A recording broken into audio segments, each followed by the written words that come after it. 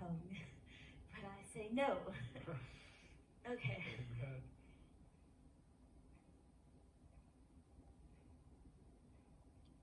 Um, I was seeing a vision of a father, and he had 7 kids. He had one that was just born. He had another one that was like a couple months old, another one 8 months old, a year old, 13 years. Like there was just a variety of ages. And I was like, okay, Lord, what is that? What is that meaning? What are you trying to say? And he was saying how so many times we think, we perceive what our walk should be like with God. We think, oh man, look at that person. They're running the race. Look at them go. Like they're so anointed. And we look at ourselves and we're like, we're over here. They're way over there and I'm here. What am I? I'm anointed. We say that every night. I'm anointed. But they have fruit to show it. Like I don't have fruit. And so many times we get stuck in that mindset that we don't ever turn around and go, yeah, but one time I didn't have any way to show how I was feeling about my papa. I was an infant. I was there.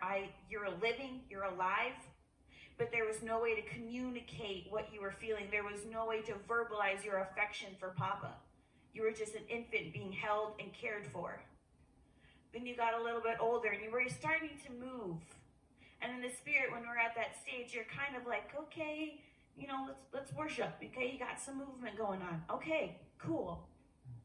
And that stage, every stage of a child's life, the father oohs and ahs over. That first word that a child speaks, the dad's like, oh, was it Dada? Was it Dada? And they're like, no, it was Mama. Well, still, it's a cool word. I'm still excited. So it's okay that even if when you start to go on your journey, if you don't say the word Papa as your first word, he's not looking for us to have the exact words, to have the exact actions that everybody else has. He doesn't have expectations of what we're supposed to be like. He loves us exactly for who we are, and he loves exactly of everything that we do, because he created you individually and uniquely. So if you're still at that stage where you're just kind of like a little toddler, like, well, this is interesting. Jesus. Well, you know what? Papa loves you the same as the person over there leading worship behind the piano keys going, oh! He loves you the same. I love you, Emily. There's no comparison to that. And it's not saying that the worship leader is high and mighty and you're an infant, as in the sense of how we like to compare. Because a good father doesn't look at the 13-year-old and go, yeah, you're amazing. 2-month-old? No. No, he looks at the 13-year-old and goes, oh, you're going through some tough times, but man, we have such a great connection. I love how me and you can go out hunting and fishing. And he looks at the 2-month and goes, oh, I love the times I can just sit here and cuddle with you. They can do completely different things, but the love is completely the same, because he's not comparing the 13-year-old to the 2-month-old. There's no comparison, because he's a good dad. If you're raised in a family where there's not a good father, you know that there's comparison. But we don't live in that kind of world when it comes to Papa. He does not compare. He will not compare.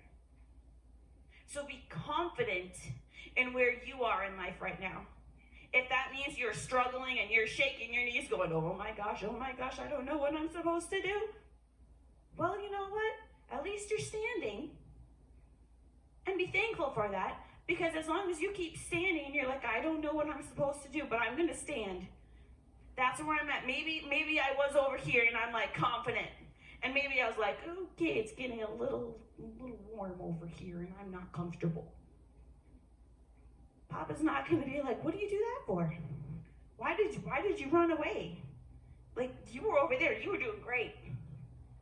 Why did you backslide? You're a backslider. Forget it. No. Now, I will say, I don't think he necessarily goes all the way back with you. He's kind of like, man, come on.